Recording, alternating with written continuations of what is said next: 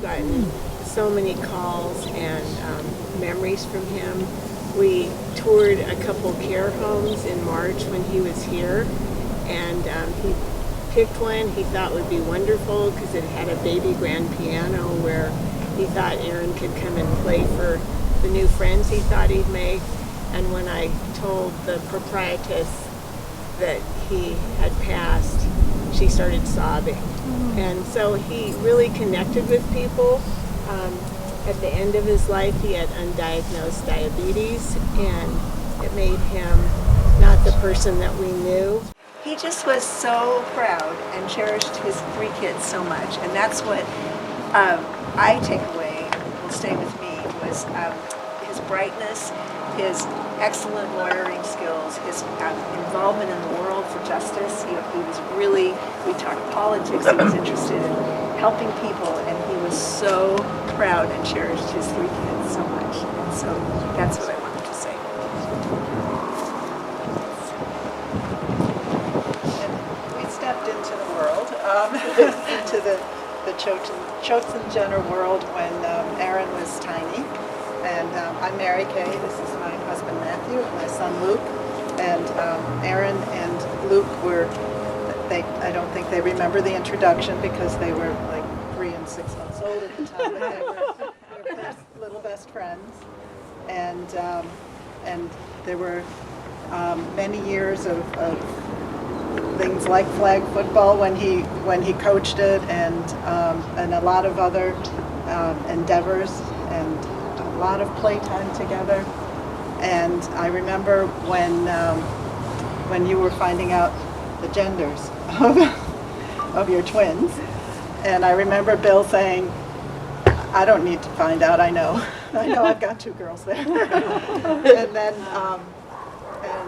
and I was fortunate enough to be with you right before and right after you had the girls, and I remember the joy and pride that your dad had, and he was so thrilled that you joined us.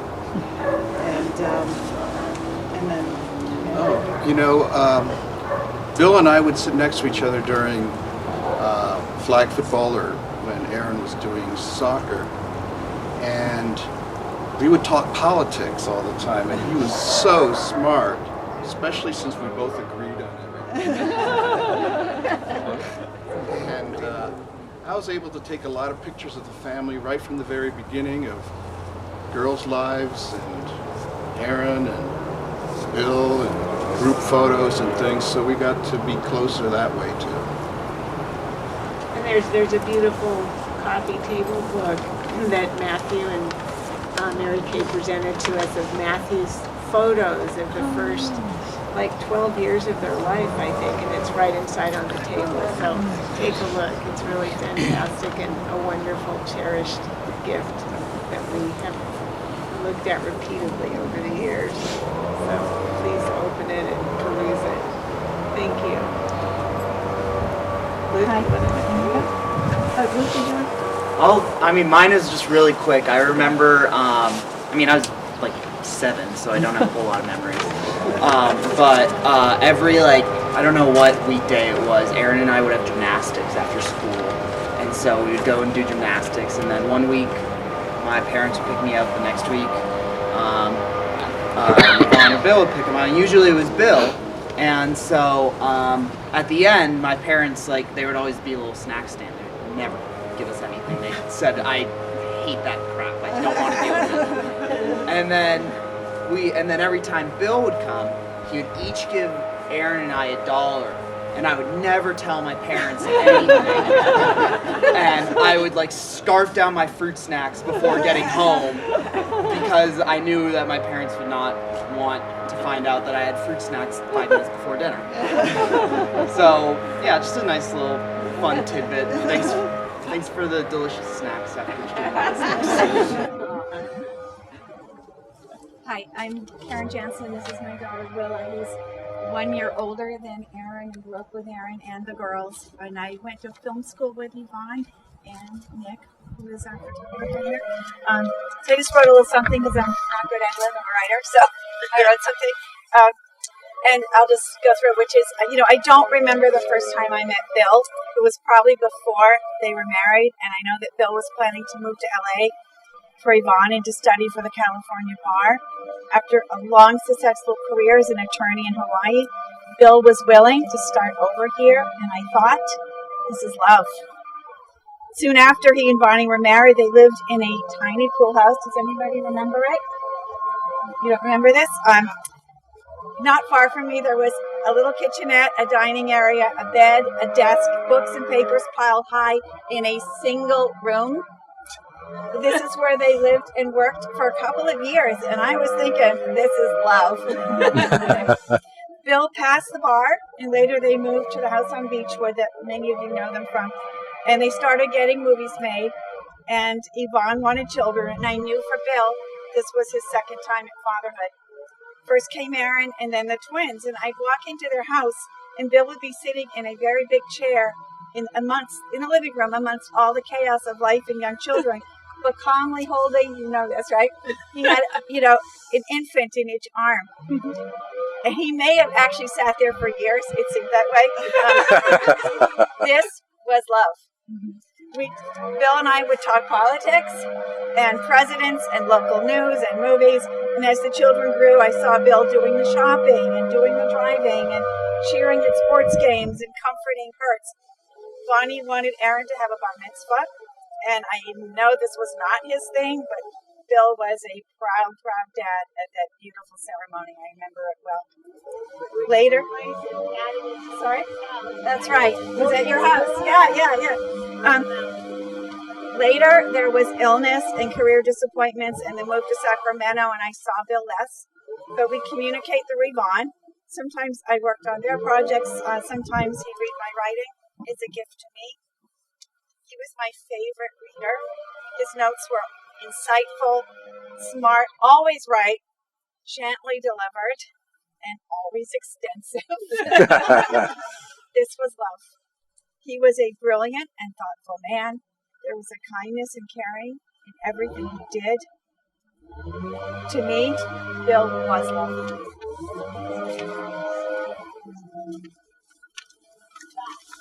Met this man, although I'd heard about him from you for 2 years while we were here. And we just started, I felt like I'd known this person a long time because he was so calm. He just started talking to me. We started talking about everything. And I'd lost my husband last year, so I shared that with him. And he told me, I said my husband had been a Korean War veteran. So he says, oh, I wish I could have met him because he was in the service in Germany. He told me all that story, right? So in that long trip, you were so tired, you were sleeping in the back seat a lot of time. But Bill and I had so many funny stories, and the traffic was horrible. Hour and a half it took us to get to the Van Nuys Flyway bus, right? I felt like I'd known this person. And he was so nice, right? I'm glad I got to meet him briefly. And Mia, he was your uncle? Do you have some? Yes. Yes. He was my mom's brother. And I think I was about your age, and he gave me life advice, as he is wont to do. And he said, go to school, get a great job, be an independent woman, and don't be a Republican. I did all of those things.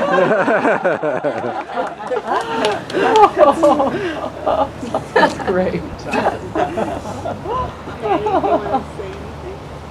Oh yes, I wish I would have brought my book. Bill was a great historian, and he loved history probably more than anything, probably besides you. So he was a great help to my first 2 books I wrote. He wrote in the opening a prologue, a beautiful prologue, beautifully written. I always felt that he should have been a writer, but no, but he could recite history like none other, and he loved the Native American stories and knew a great deal about them, and he was very inspirational and very helpful with me working out my issues with my book, since I had never written before. So yes, so he is in the first book with his name there. And yeah, he was a very smart man, amazing. And it was great fun being neighbors with Ivani. And then the girls that were like our kids that we miss, that would always come up.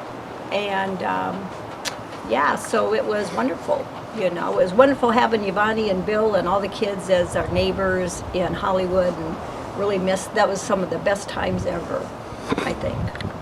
And always thankful for Bill. So he's always in my book, so he will never be forgotten.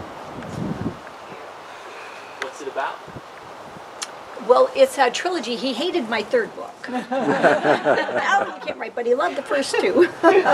And the first two books were more or less about the boarding schools in the 1890s with the Lakota Sioux taken off, you know, away from their homes, and magical realism, and a little of Fiction. It's a fiction, yes, based on some, Right. I had to be very Non-fiction. careful, Yeah. based on some facts, but I had to be careful how I put that in there.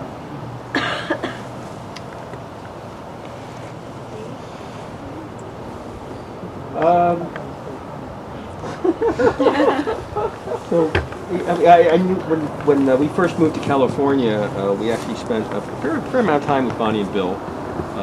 Karen actually stayed at Bonnie's house for, I think, the first month she was here when before we found our own home.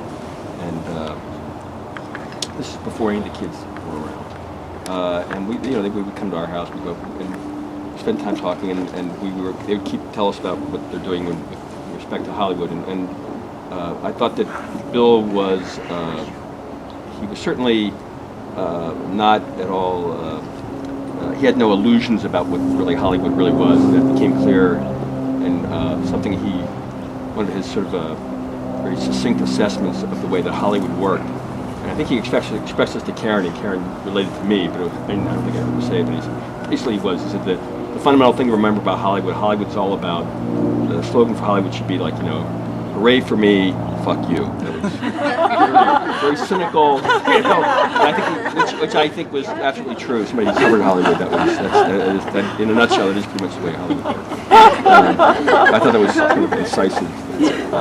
And I remember also, he really good sport. We would do things. Bill's not I don't think he was a huge outdoorsman, but he would go along on hikes and things. I think you may have been one of the people who introduced us to this really nice hike called Switzer Falls up in the San Gabriel Mountains, and we went on a hike with you. I think it was Karen and myself and you and Bill, and I think maybe a couple other people. Maybe Karen's mom was with us. I don't know. And it's a hike you take along, and you kind of go back and forth across this creek. It's a very small creek. It's more of a trickle than a creek, and the water's very low. But you have to kind of pick your way over these rocks numerous times back and forth, and I think Bill had a bit of a hard time with this because he didn't see real well. I think he had some issues with maybe his paralyzed, Anyway, but he was a really good sport. He trudged along the whole way, and at one point we got ahead of him, and then there was a lag behind. We were waiting for Karen, for Bonnie and Bill to catch up, and they finally caught up with us. And Bill was wet. He had fallen into. He was kind of a little angry, and he'd fallen into the creek. He stumbled and kind of fallen into the creek, and he was wet, like up to his glasses were wet. And we teased him about, like, Bill, how'd you get wet up to your glasses? It's not a very shallow creek. And he's like, I just lost my footing, But he was a pretty good sport about the whole thing. I'll tell one more Bill story, just because it's a funny one. So we were before children. I don't think we even had children then. No. And we were walking in Santa Monica on the promenade with Bonnie, Bill. I can't remember the name of the dog you had then. Probably Reddy. Reddy, okay. And Bill had sunglasses on, and we were walking up and down, and we had a really long day, and finally we were sitting down, and we were sitting, I don't think inside because we had the dog, we were sitting someplace to eat. Bill takes off his sunglasses, and so all of a sudden he starts laughing. I said, what's so funny? He says, all this time I've been walking the dog with my sunglasses on. I heard people saying, look at the blind man with the dog. And I kept looking around to see who it was. I realized it was me. I always remember that story. I try to take my sunglasses off when I'm walking the dog.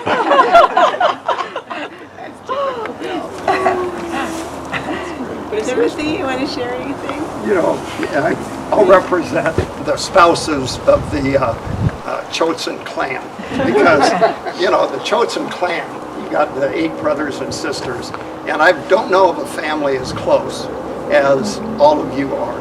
You guys share something really special.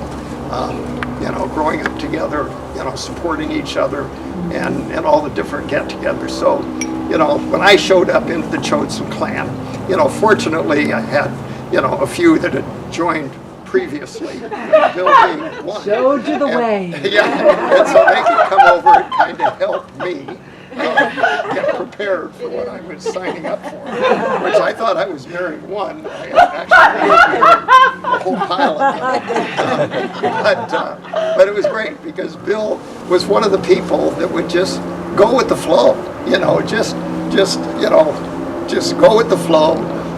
He would, I could sit down next to Bill and we'd have a little space and you could be in this little oasis and all of the commotion and all of the chaos is going on around you and the kids are all talking to each other just like they would, 40, 50 years ago. And so he was kind of my coach to help me adapt into a culture that I had never seen before. So, thank you, Bill. That's funny.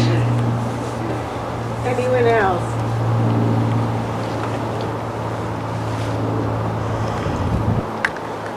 Well, I'm probably the least to speak. I have very little contact with Bill. We were neighbors, as you may know, and he would come up on occasions, and he was so gregarious, he would sit on my sofa and not say a word. And so one day, I sat beside him and we started talking, conjugating verbs, dangling participles, if you will. And so one thing led to another. So I said, boy, you must be pretty smart. And he looked at me in that way to say, and you're not. So what we did is we had a IQ off. We went online and we did IQ, individual IQs. We took the exam and test, and then when we got done, I had looked at mine, an impressive 90, and then his was 190. So I said to him, wow, that's pretty impressive. And I hope you guys get this one. He said, don't Mensa it. Sorry. That's